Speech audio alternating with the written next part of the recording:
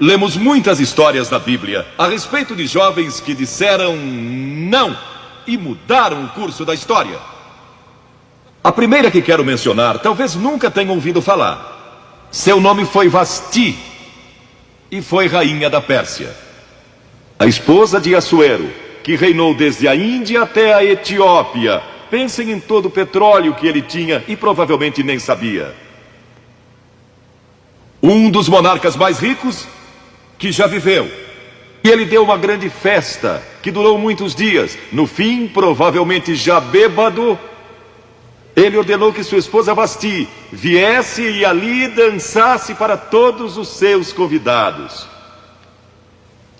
E ela assombrou aquele grupo de líderes mundiais. Ao se recusar, ela disse não. Eu não vou expor o meu corpo para esses homens. Ele mandou outra mensagem, ameaçando que ela deixaria de ser rainha e perderia seus confortos e bens materiais e toda a sua fama. Mas a sua resposta foi a mesma: não. E ela mudou a história, porque foi deposta como rainha. Nada mais sabemos. Mas por causa dela, Esther se tornou rainha e o povo judeu foi salvo. E até o dia de hoje, o povo judeu celebra um grande feriado, porque uma mulher disse não e abriu a porta para a salvação do povo judeu, porque havia um homem como Hitler, e era o primeiro-ministro do país, decidido a destruir e aniquilar os judeus. Agora, a Bíblia tem muito a dizer a respeito de sensualidade e lascívia e depravação. A palavra lascívia significa a tendência de incitar desejos sensuais.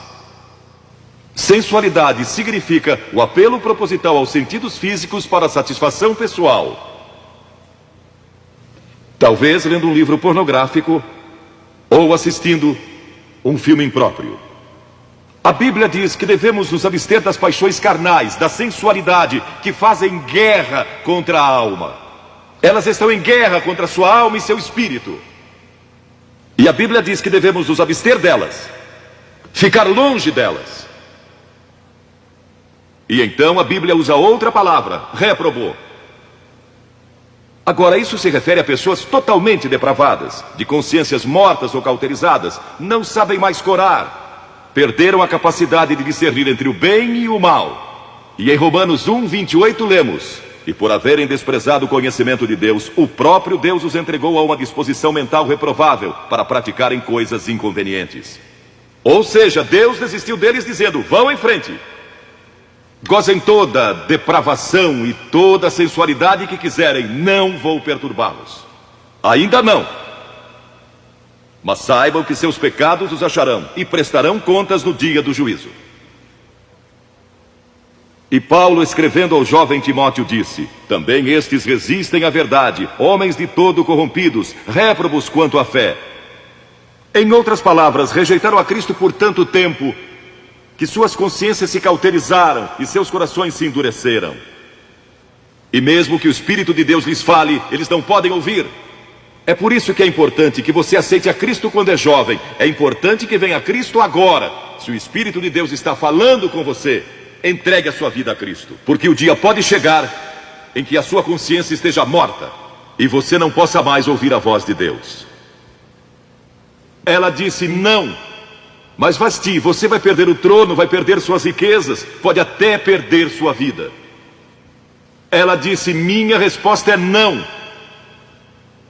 Qual é sua resposta hoje àquelas coisas que são erradas? À mentira, à lascívia, à cobiça, ao preconceito racial? Qual vai ser? Você vai disciplinar seu corpo?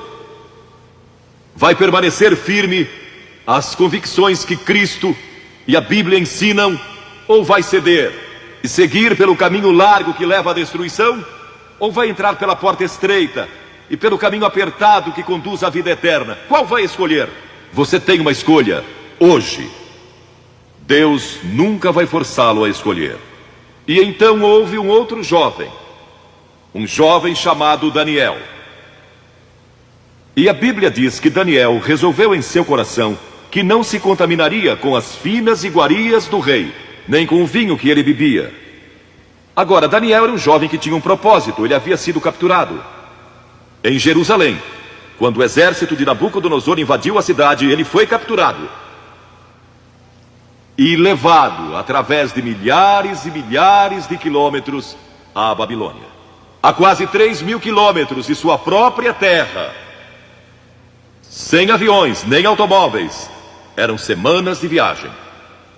Mas ele estava resolvido a servir a Deus. E não devia ter mais de 12 ou 15 anos de idade. E Nabucodonosor, o grande rei, levara cativos de Jerusalém para a Babilônia. E ordenou que aqueles jovens, em quem não havia defeito, de boa aparência, instruídos em toda a sabedoria, fossem ensinados em sua corte, para que ele pudesse usá-los. Ele queria usar aqueles jovens judeus, porque sabia que eles tinham um dom especial. E durante o período de treinamento, mandou que lhes dessem os melhores vinhos e as mais finas iguarias, e todos os confortos disponíveis na corte de Nabucodonosor. Mas Daniel disse não. Não quero o vinho do rei. E não quero as iguarias do rei. Quero dormir no chão, não numa cama de penas.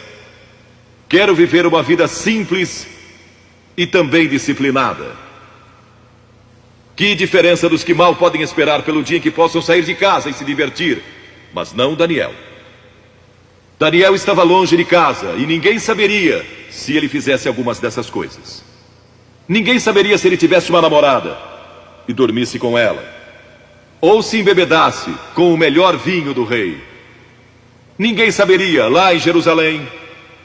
E ele poderia ter se tornado muito popular. Mas esse primeiro não, quando jovem, preparou-o para o grande não, quando era primeiro-ministro da Babilônia.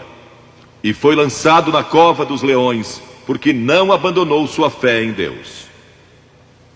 Nós nos contaminamos ao comer demais, ou ao nos embebedarmos, ou ao tomar drogas, ou gastando tempo demais assistindo televisão, ou indo aos cinemas.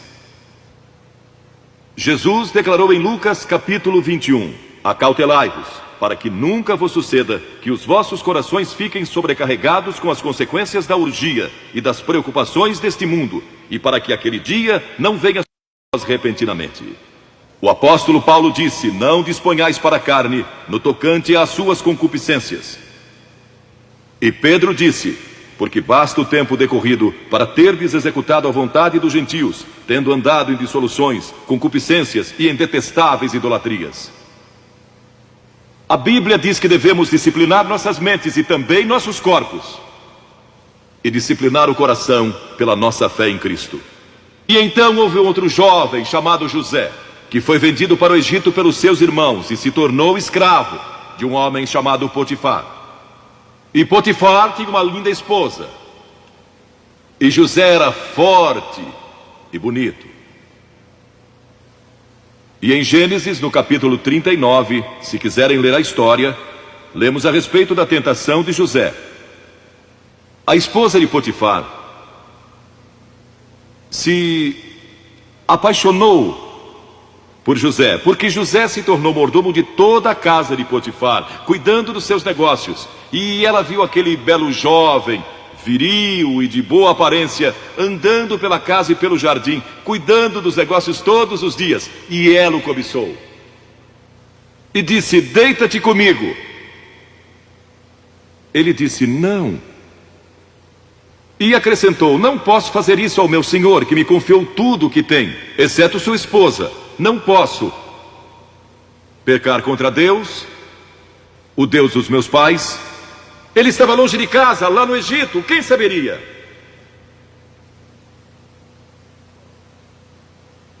Mas disse não.